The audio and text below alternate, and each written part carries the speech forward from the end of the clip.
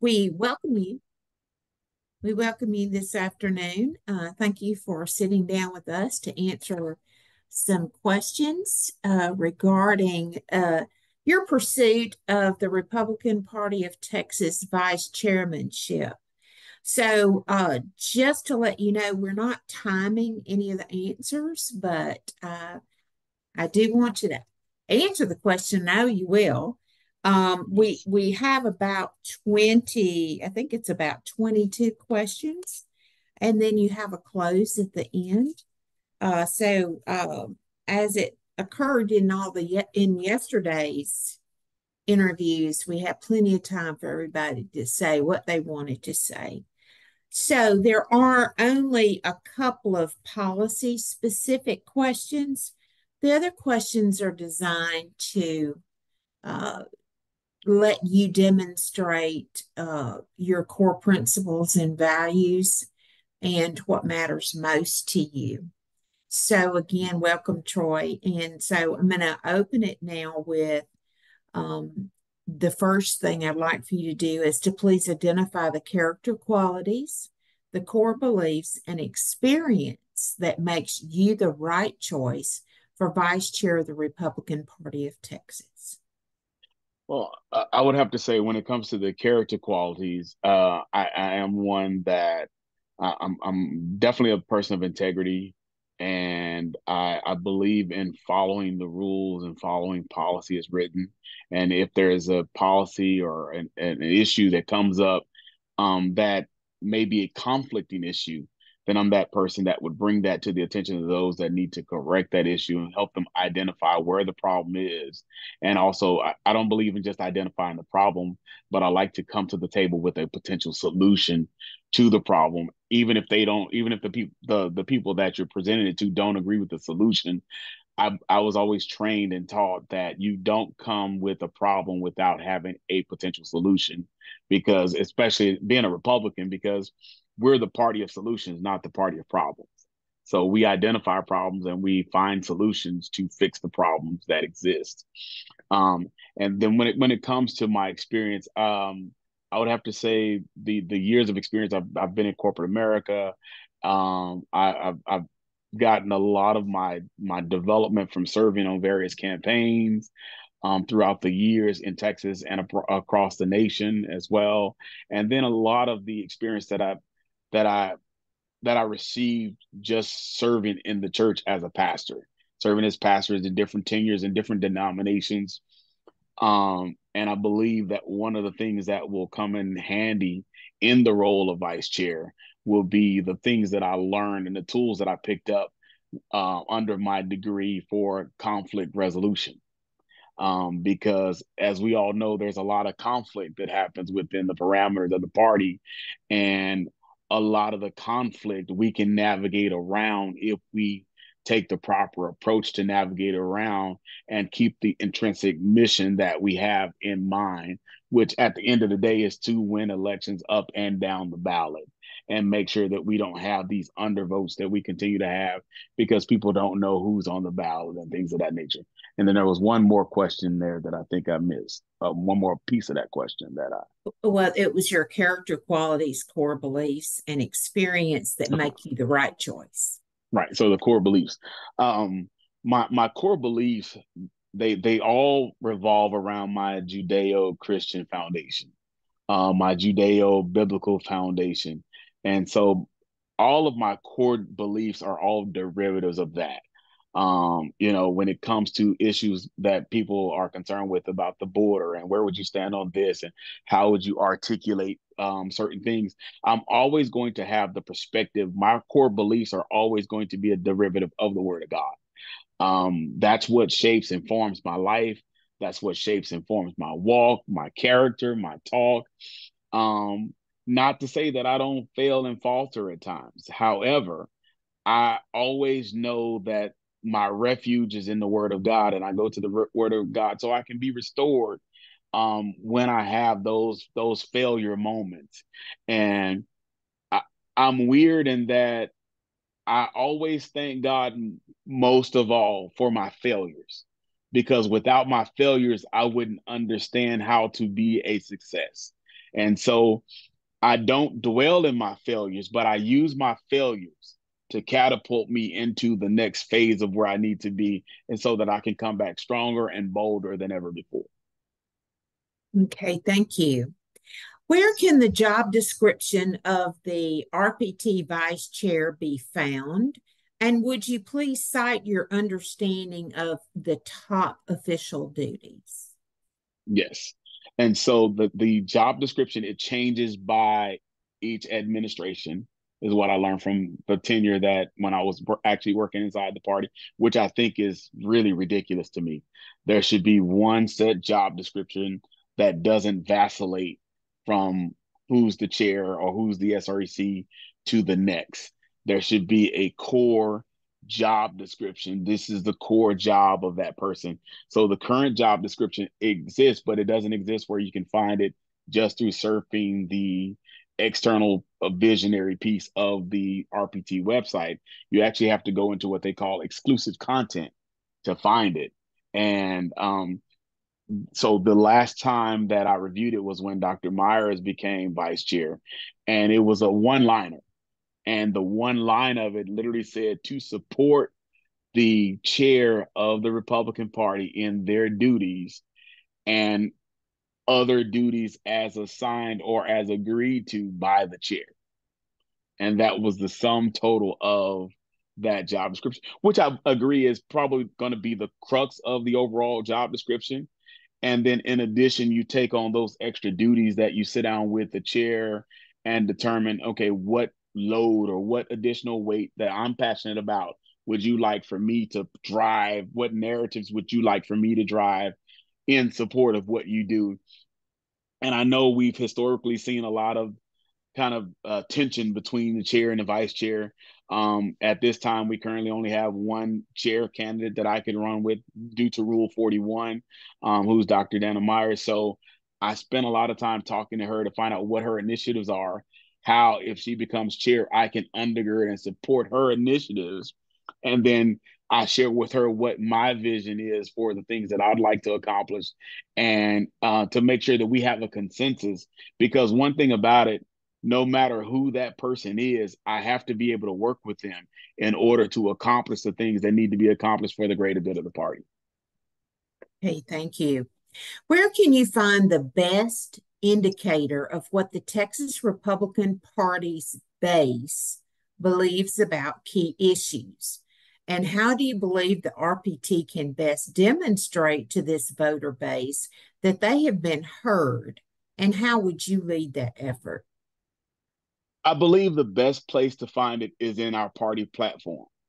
I study the party platform. I read through the party platform. I train and teach the grassroots and precinct chairs and other activists that are new into the party how to utilize the platform. Right now, there are 274 planks in the platform. I've read through and I've got highlights and so forth all throughout them. But what I do is I have them focus on those first 10 principles and the preamble, because I believe if you take the preamble and you take those first 10 principles that are outlined in the beginning of the platform, everything in the platform is the summation of what's combined in those first 10 principles.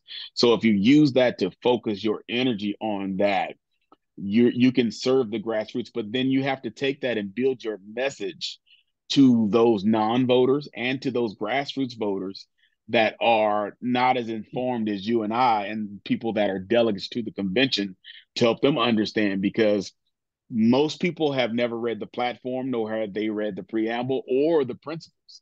And so I believe that the party apparatus, one of the major jobs of the party apparatus, is that educational piece to those voters and to the grassroots activists to understand that these are the principles. If you want different principles, then you need to be a delegate to the next convention so that you can bring your things to the table so that your voice can be heard. But through the party apparatus, we're edifying or magnifying the voice of those convention delegates as the Republican Party of Texas, because those delegates are the Republican Party of Texas. We don't know who those people are that are on the contrasting side if they don't participate in the process. Okay, thank you. So now, a segue from that question is one that spotlights the 2024 Republican primary ballot propositions. So, how important do you think what the voter base had to say about those 13 propositions that were on the primary ballot? How important do you think it is for the party to deliver results on those to the people? I think it's extremely important, and I think that a certain level of collective pressure will need to be applied to the legislators to make sure that those things are driven when it comes to the 2025 legislative session, which will be our 89th legislative session. I think that is it's very important. And one of the things that I'll share with you briefly that I realized, because here at my church we are a polling place. And one of the things that I found as I was engaging people, because we had a prayer tent in the parking lot praying for people and engaging people after they came out from voting, and we also gave them our church's ballot slate to go in so they know who the biblical candidates are on the ballot and so forth to vote for in the primary. But what was interesting to me, we had Democrats come to us afterwards and say, when they would look at our ballot slate, they would say, well, why do you guys have these propositions and we don't? I liked all of these things. And so my response to them was, well, your party doesn't care what you think. Your party tells you what to think. Our party cares what we think enough to allow our propositions to be on the ballot for us to decide what we want to be driven into legislation and what we do not. And so that was a big contrast. And so we were able to get many of those people to sign a oath of affiliation coming from the Democratic Party to the Republican Party after voting in the Democrat primary because of that particular dialogue. And I believe as the Republican Party of Texas, we have to continue those types of initiatives and continue to push, because we'll get a lot more crossover people if they see us, their voice actually being amplified in the legislative arena. And that even if you don't get those things, the people need to see that you're doing your best and you're pushing your hardest to make sure that their voice is heard and that the legislators know exactly what they want. Okay, that's very good. So, I think you hit most of the points there, but do you have any final thoughts on how you, as vice chair, would make those things happen? Can you walk us through a couple of those? I believe that the number one key thing on the legislation side to actually make those things and move those things forward and drive them forward is to first you have to get into key relationships with the legislators, because it's hard to move a needle if you're not relational. If people can't relate to you, they don't feel like you understand them, you understand their situation. And these are things that I bring to the table as vice chair from being a pastor, because I have to sit in front of people and be relational all the time. I have to be relational with people I don't even like. But I recognize I have a responsibility to God to listen to their heart and really listen to their heart and see where they're coming from and see how I can help them accomplish their goals. And so I believe that if we listen to some of these legislators and listen to their heart, we can steer them in the right direction. But it comes through having a relationship and not always butting heads. Right. Okay. So current party rules allow for the SREC to censure a Republican office holder that violates the party's core principles. Do you think we should have this rule, and why or why not? I do think we should have this rule, and I believe we should have it, but I believe we should add some teeth to it, because I don't believe it's strong enough to accomplish what we want to accomplish. For instance, the rule basically declares that the party can use 12% of its budget to go out and articulate a message to the constituents of the person that we're censuring under that rule 44. So, but the thing, my thing that I've had an issue with throughout the years on that is we're going to educate people about something that they may not like about a legislator that they don't even know exists or represents them. So the first piece of that has to be that the party has to be involved, making sure that people know who their representative is, what their role and responsibility is, and keeping them informed along the way of how they're voting, what they're doing, and there should be some type of surveying, some type of regular engagement to know what to be able to communicate these things specifically to those voters. So when the voters, now that they're informed and more educated on these actual representatives, now when you censure that person and you go and inform the district of what they're doing, now it gives the district the recourse to actually vote that person out, and you don't end up with people like a Dave Phelan in a runoff, because what happens is everybody knows the track record of this person already, and now you've just amplified it with your 12% amplification in the district, and now that person overwhelmingly loses their election because people actually know who he is to start with. Right. Okay. What are some examples of the actions that you believe represent clear violations of the party's core principles? So you can be as specific as you want to about this if you want to reference people, officials who have been censured, or people that you believe should have been censored, or if you just want to talk in generalities about how a person could end up being in a censure. I believe that our wonderful Senator John Cornyn is a great example of someone that could have been censored many, many, many times over. And that failure to do so says a lot.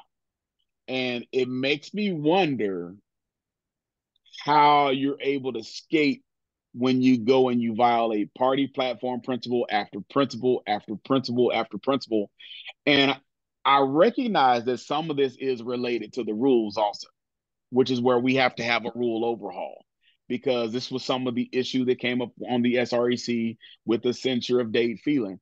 And as I talked to a lot of those SREC members that did not vote to censure, I totally understood the dilemma they were in, because we're the party of rules, we're the party of law and order, we're the party that respects certain levels of authority.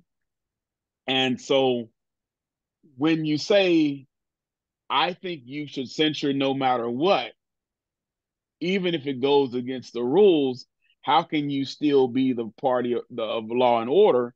And I think where a lot of those individuals went about things wrong is they didn't articulate to the voters or their constituents, the SREC members that were involved in that, they didn't articulate to their constituents and help them understand this rule. And with us being rule followers, we would have been no better than the Democrat judges that are going after Trump for everything right now if we supersede our rule. But what I believe our chair could have done, after talking to our rules committee chair on the SREC, he could have called for a special a session of the delegation of the 2022 convention to do an actual rules change for through that delegation, so that everything would have been in order with the censure that came down with Dave Phelan. And I believe at that point, we would have had a full SREC commitment to vote, because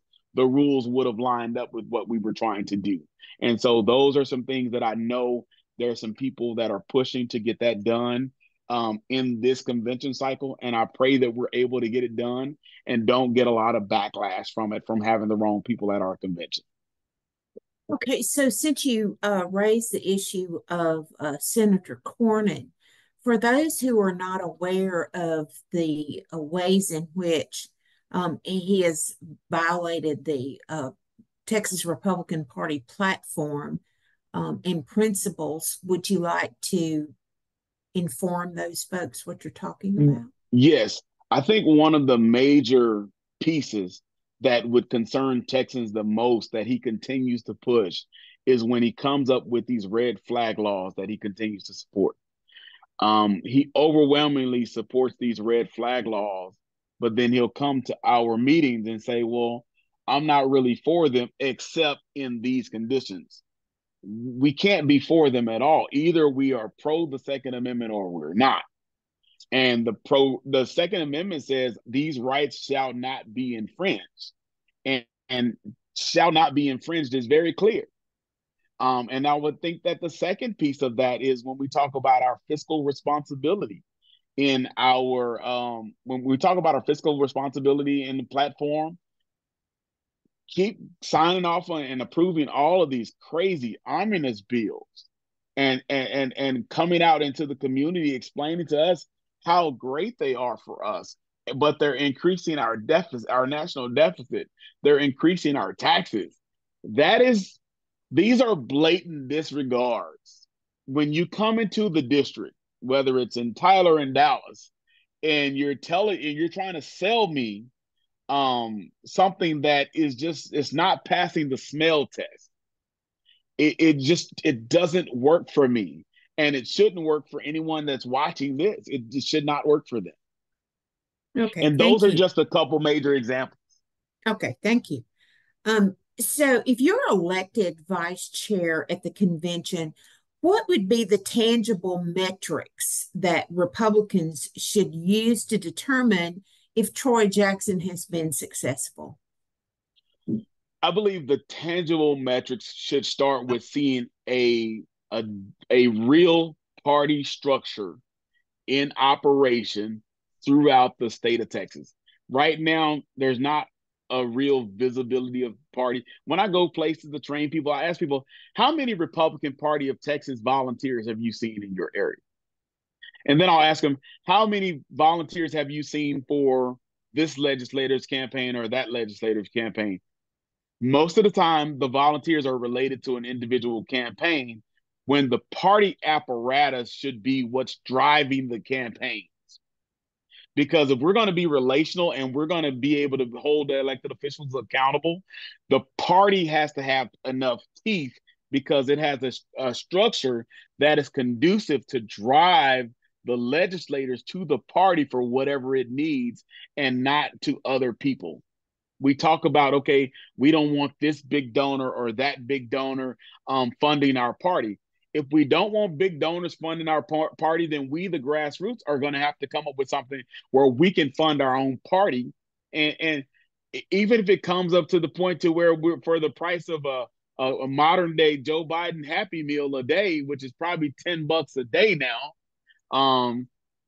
that you will say, I will commit that as a contribution to the party because now I see the party is trying to create a structure around the state that is going to be conducive to winning elections, and elected officials will now know that they cannot win an election without going through the Republican Party of Texas.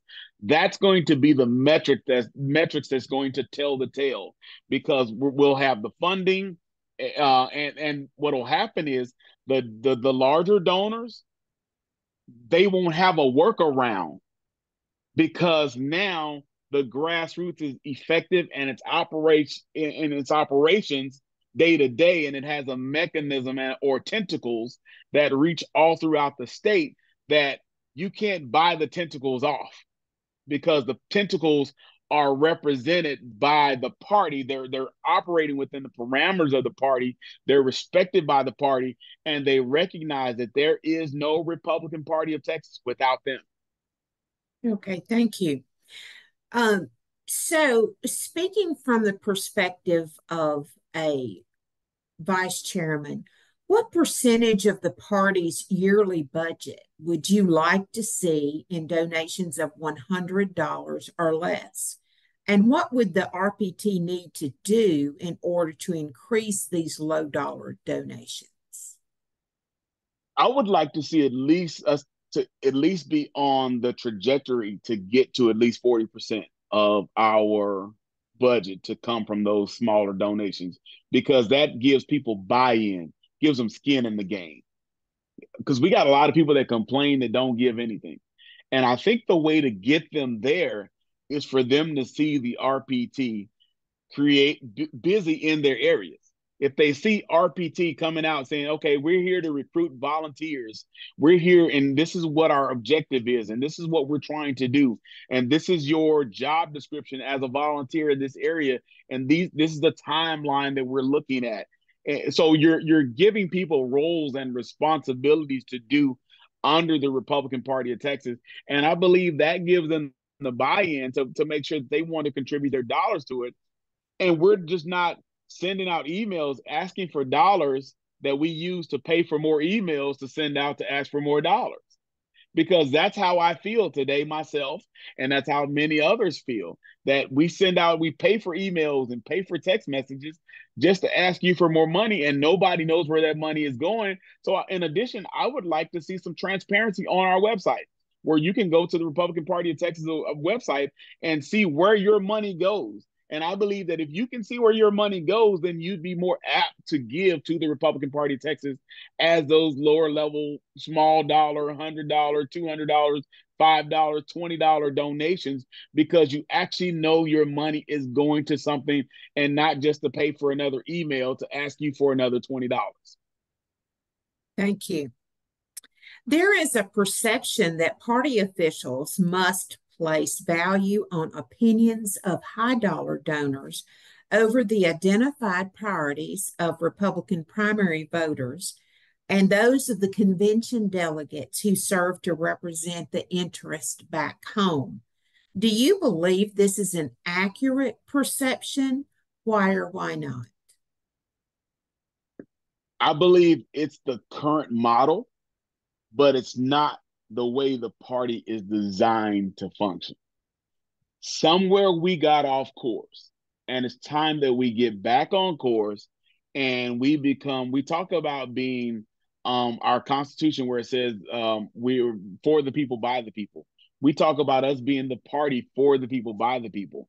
It's time for us to get back to the grassroots level of being for the people by the people. Who are the people? They're the grassroots. And so in order for it to be for the people by the people, the grassroots have to be a strategic part of this planning, of this effort, of this engagement, of this fundraising. We can't leave them out there on their own. We have to let the grassroots know that we can't do this without you.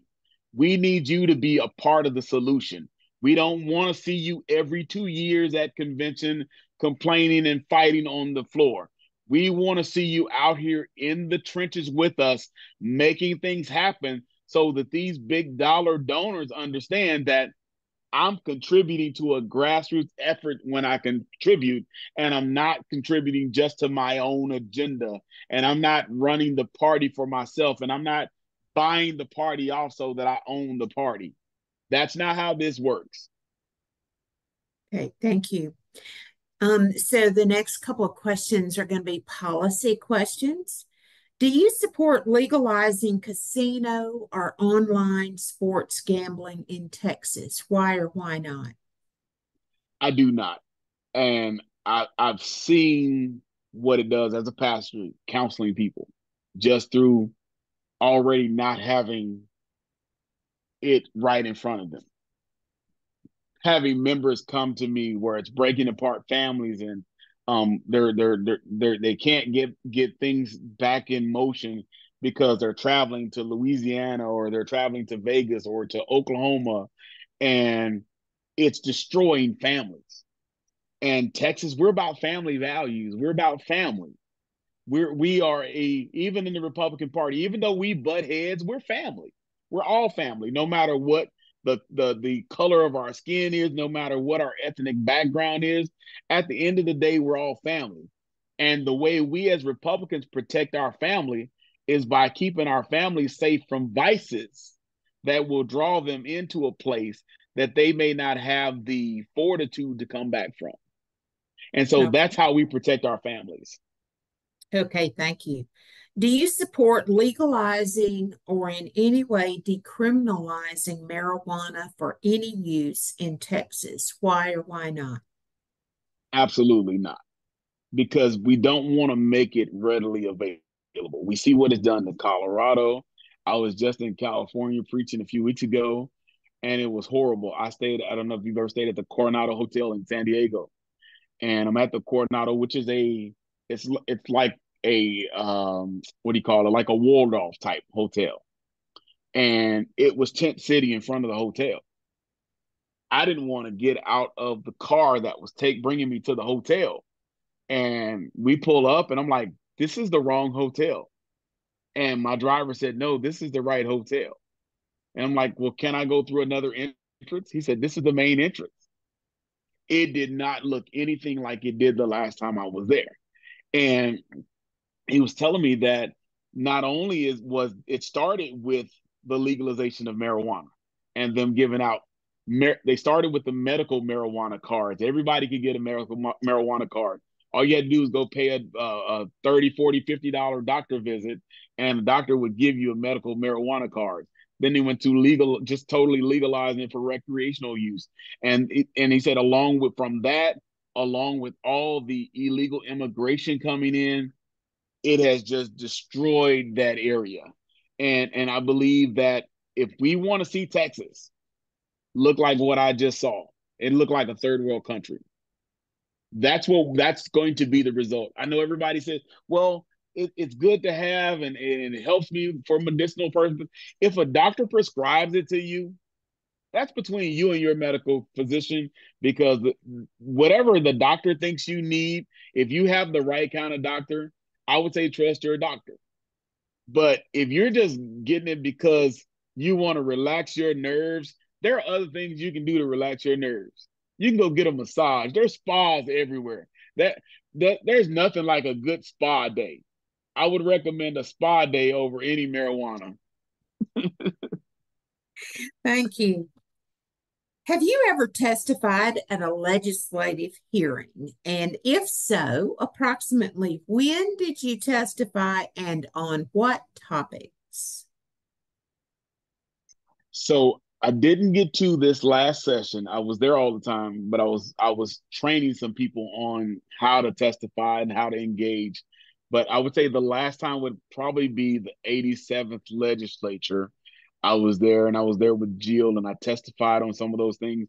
I can't remember the specific topics because there were so many issues on the table.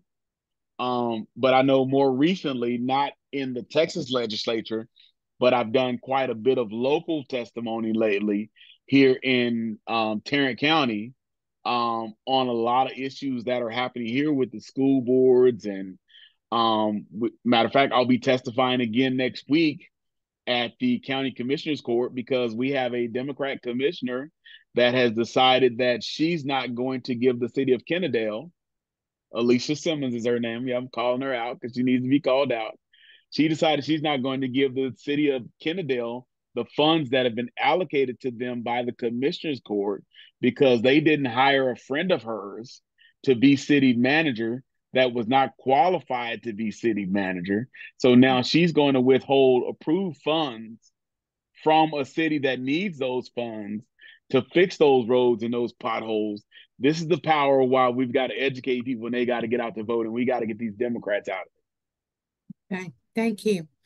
Please describe specific ways that you have personally supported the work of the conservative grassroots movement in Texas. So I originally came on board here in 2002 and immediately kind of hit the ground running, trying to figure out learning the party structure, learning how things operated in Texas, because things in Texas are different from New York, of course. So, but I love it here. But I immediately took what I knew how to do and what I knew worked, and I immediately started teaching people that were grassroots people how to implement the things that I learned coming from New York. And as I implemented them coming in here as a precinct chair, and I saw the voter turnout in my precinct work, the first thing I did was start training other precinct chairs, other grassroots activists, letting them know, okay, yes, you're not a precinct chair. You're upset because your precinct chair is inactive. That doesn't mean you can't do the work of the precinct chair. You don't have to be the precinct chair to do the work of the precinct chair. I think it's more important for somebody to be doing the work than it is to have the title. That's the problem we have across the state. We've got a lot of people with titles and not a lot of people actually doing the work. It is time out for titles and set all of that aside. It's time for some people to do Louis Gohmert's favorite famous quote and get your shovel and get to digging, because you can't keep we've been leaning on our shovel and praying for a hole for years. It's time for us to dig that hole so that we can see some fruit of our labor. We're not seeing fruit of our labor because we're complaining. And so that's a big thing that I've done, the training and development of grassroots. And then you've got those people that, well, I don't really want to knock on doors and I don't want to talk to people. So what I do is I inspire them. Well, what is it that you're willing to do? Because everybody has a talent. What are you willing to do? And then let me show you how to use your talent. We've got groups of people around the state now. They don't want to talk to people, but they'll go to a Kinko's and create a banner and hold a banner off of a freeway because I inspired them to do what they can do and not to continue to complain about what they don't have the ability to do. I'd rather for you to do what you can do than to do nothing at all, because like the quote says, evil prevails when good men do nothing. The problem today is we have a lot of good men and women doing nothing. And it's time for us to stop letting evil prevail and do what we can do. I have a gentleman that was a paraplegic in my precinct. And he was like, I want to do something, but I can't do anything. I said, you can talk, right? How about making phone calls? He's like, I can do that. Yeah, just dial the number, and we got the robot dialer, which whoever picks up first, that's who you talk to.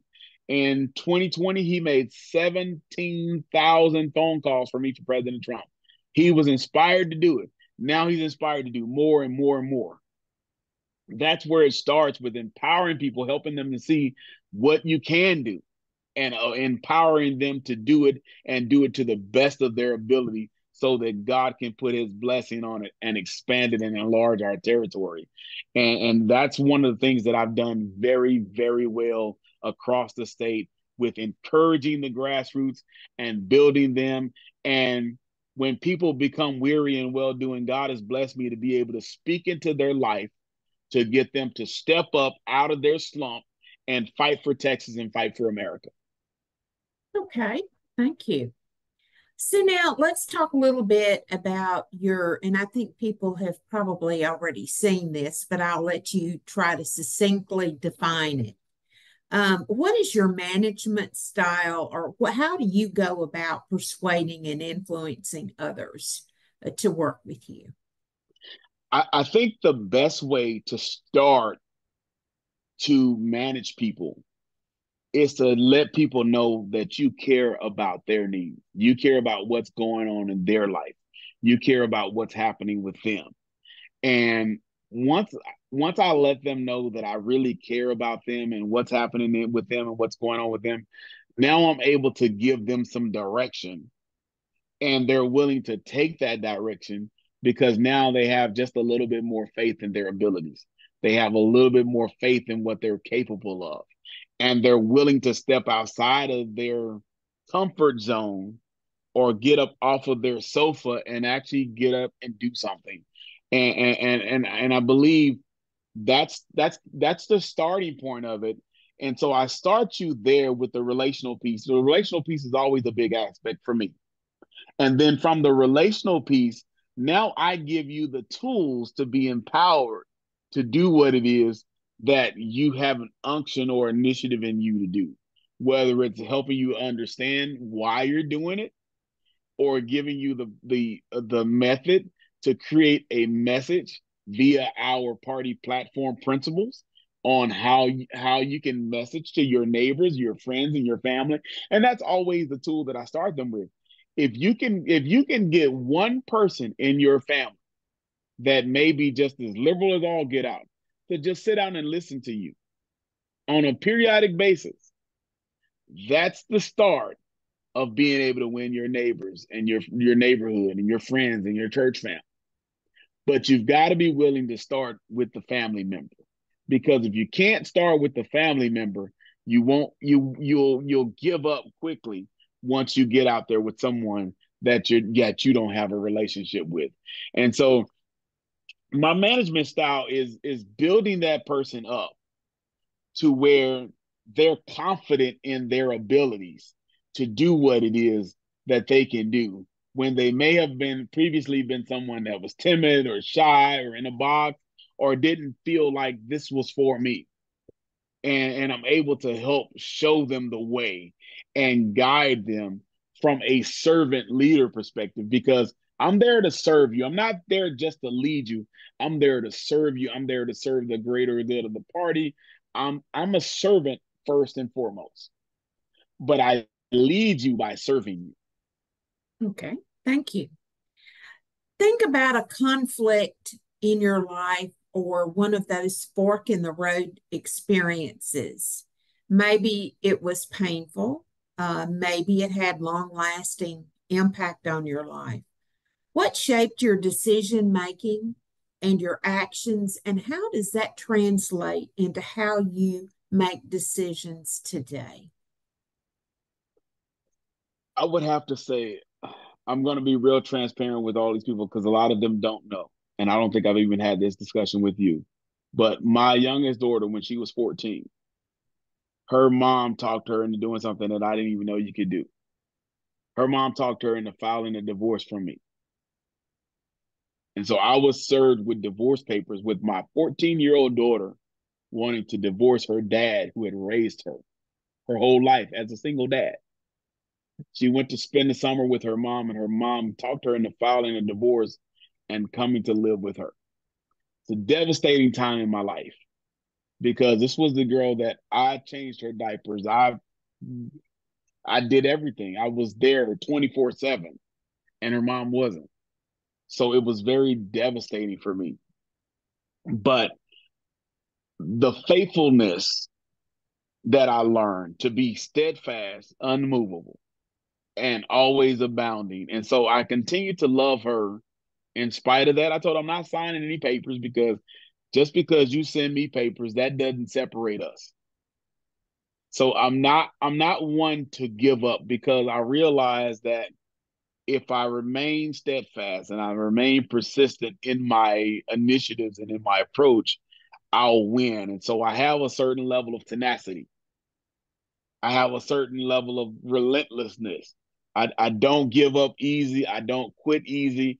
I may look like I'm giving up, but I don't because there's a prayer warrior inside of me that keeps me strengthened and keeps me stirred.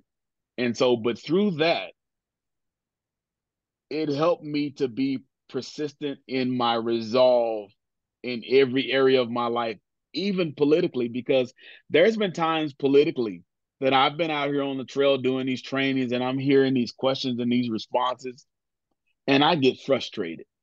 And I'm like, I can't believe you don't know this. And I'm like, and it almost sometimes it has become almost a righteous kind of anger. But then I'm always reminded of that situation with my daughter, who is now 18 years old and loves dad to death all over again because God brings everything full circle. And so I'm reminded of that situation. And that's what keeps me focused on the goal at hand so that I don't waver. That was a major conflict time in my life. It was painful, but people in political circles, people in my church circle, nobody knew I was going through that but me and God. That's it. My other daughters never knew. I was still dad. I still cared for them. And so, but because I know my strength doesn't come from within me, it comes from him. And so my strength to do the job as vice chair is going to have to come from him because I realize that there are a lot of fractions of the party. There's a lot of divisiveness in the party, but I believe that God will give me the fortitude to bring us together on the things that we can be brought together on. And then the things that we can't work together on, I don't believe in saying let's agree to disagree. I just believe in let's just not work together on the things that we can't work together on. Plain and simple. Okay, thank you. So let's reflect on the state of our state and our nation a few moments and consider the serious challenges that are in front of us. And I think in many ways we're in a post constitutional America. Right. Cite what you believe are the two biggest challenges for the RPT as it leads on this issue, and what would you do to push those issues to the forefront so that the party was visible on those? How should that look? And what would a couple of those issues be? I believe that the two biggest issues plaguing America right now are, and Texas as well, are border security and election integrity. I believe that those are the two biggest issues right now. And I believe in order for us to really garner some traction, we need to be boots on the ground talking to those ranchers that are affected on the border. We need to hear their stories. We need to hear what their ideas are, and we need to share what their ideas are with the grassroots so that the grassroots understands and they can articulate that in their communities, and we can and they can articulate it to. This is what I tell people: everyone is very influential. You're so influential that there's probably 150 to 200 people that you have direct influence over in your telephone. And so if we can get the messaging to those people and they can share the messaging with those people that are in their contacts, we're starting to create a wave of people that understand what's happening in Texas. See, the border thing leads over into our election integrity issue because you're importing votes, you're importing voters. So much so that I was just talking to a friend of mine in Venezuela a few weeks ago and discovered that we are registering voters in Venezuela. The U.S. government is registering voters in Venezuela. Let me turn that off.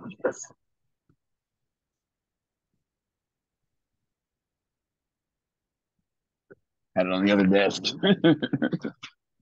hoping they would just hang up. um, but that is a strategic issue because why is it that I'm sure our senators in the U.S. Congress know that this is happening? There's no way they can't know that this is happening. If she's in Venezuela and she said she's tried to make contact with people here in the U.S., she's called Senator Cruz's office. She's called Senator Cornyn's office. She sent them the evidence. But have any of us heard of this in the news? These are things we need to allow the platform and the influence that we have through the vehicle of the Republican Party of Texas to amplify these things. We keep talking about the fake news media. We've got from what I don't know how many we have now, but last I heard, we had over 250,000 activists in the database for the Republican Party of Texas. Why aren't we sending them some educational stuff about what we need them to do and how we need them to be activated? And we should be using that database to inform them, to activate them, and give them calls to action so that they're not just looking at or concerned with what's happening in the peripheral. We need to hear from them. We need to know what they're seeing in their areas. Are you seeing these things? If so, what are your recommendations based upon your area? You're in Tyler. I would need to know, okay, Joanne, what is happening in Tyler and how can we help you in Tyler change the trajectory of the negative things that you're telling me that are happening in Tyler? I'm not going to come to you and say, I understand. You just told me what's going on. Now I know what's going on in Tyler and I know how to fix it. You're there. So I need to ask you what you see as a possible solution. And then I need to appeal to the rest of the state. This is a possible solution for what's happening that's coming from the people that are there on the ground, and stop looking outside of the people that are in these areas for solutions. We need to talk to the people that are directly affected by the problems because many of those people know how to solve the problems. They just don't have the wherewithal or the fortitude or the influence to make that happen.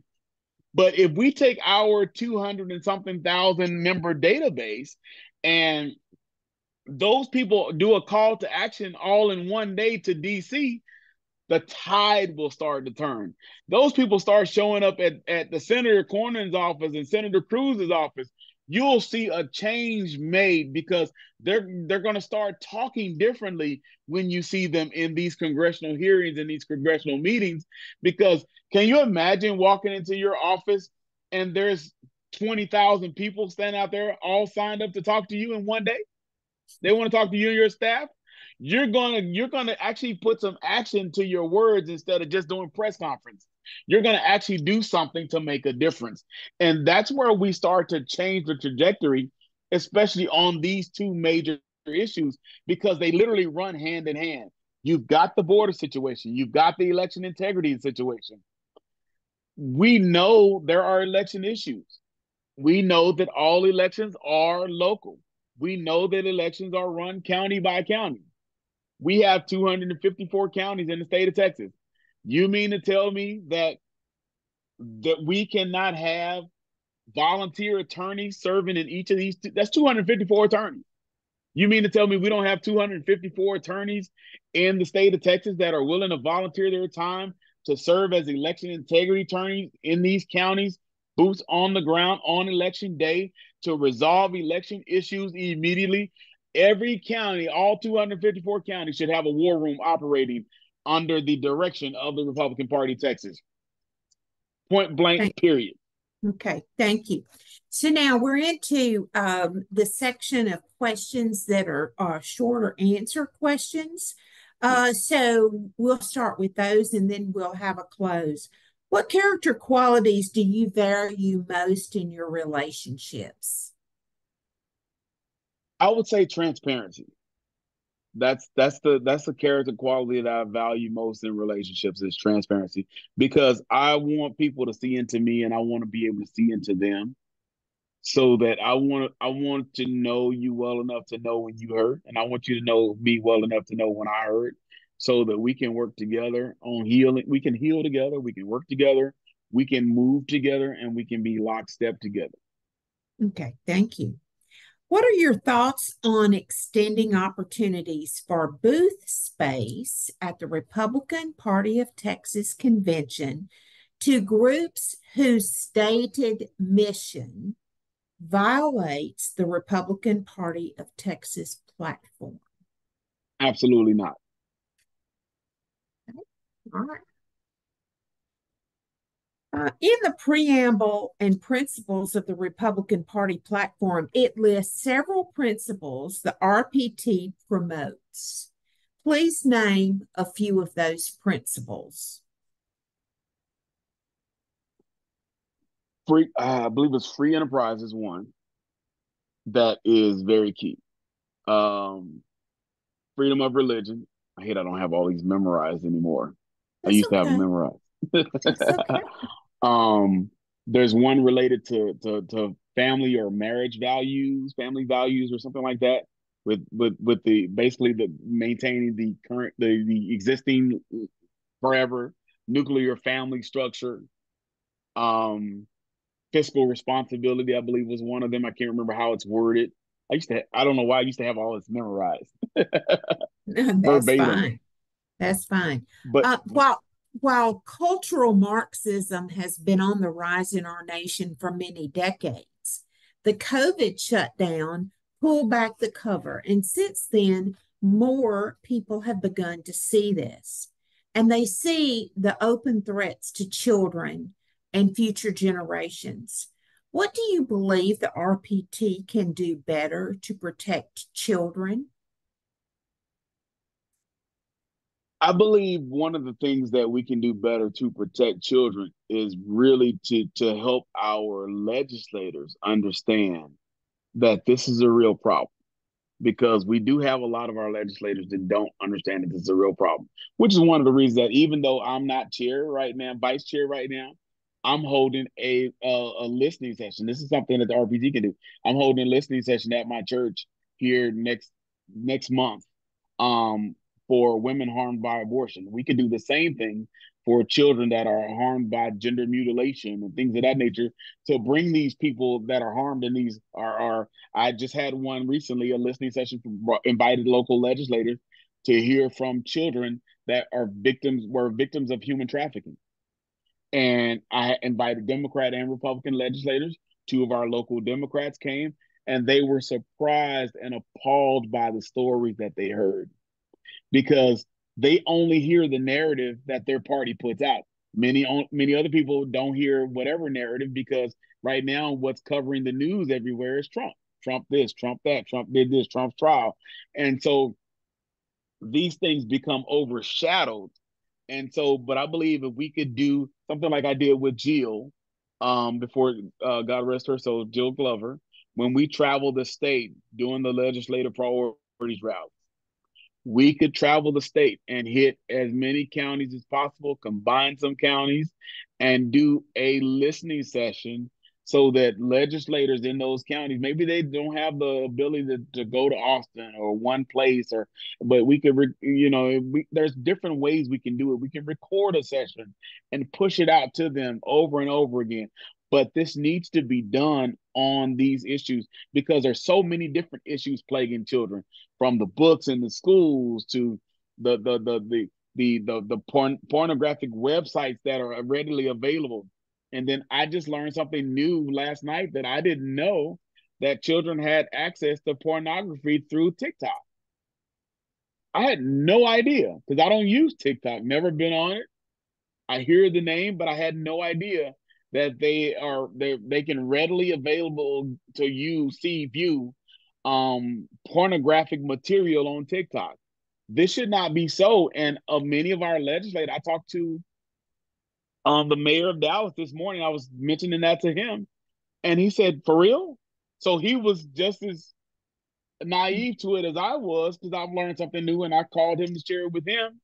But this is a thing that we, as the Republican Party of Texas, we can make our legislators more aware of the situation so that they understand what's at stake. And then now they're more willing to carry bills and to push and drive those initiatives because it's not just something that we as Republicans are complaining about. It's a reality and it's in their face and they got people to put to it. Okay, thank you. Um, okay. I think we've already covered this question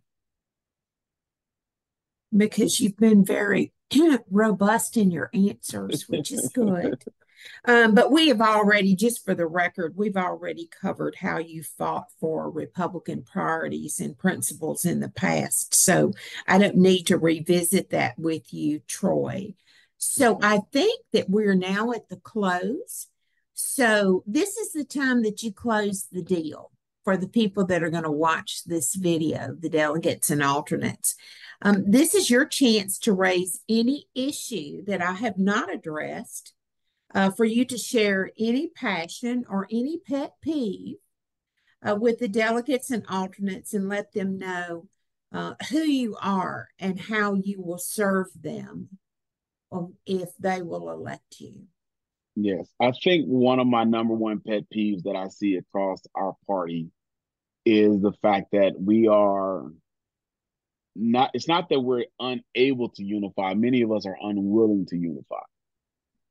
And what I'm finding is that people are unwilling to unify because, well, this organization supports this, or this organization believes this, and this is their values. And so my call to action on that is we don't have to support various organizations on their bylaws or their platforms.